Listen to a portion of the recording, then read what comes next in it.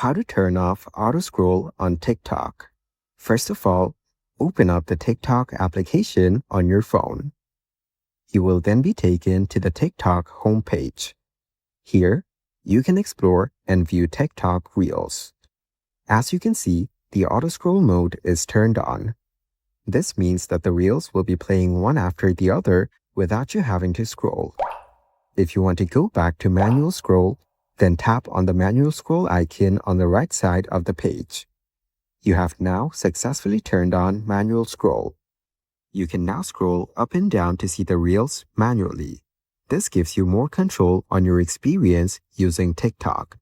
So, by following these simple and easy steps, you can go ahead and easily turn off auto scroll on TikTok. Thank you for watching. Please leave a like if this tutorial helped you, or leave a comment below if you have any questions related to the video.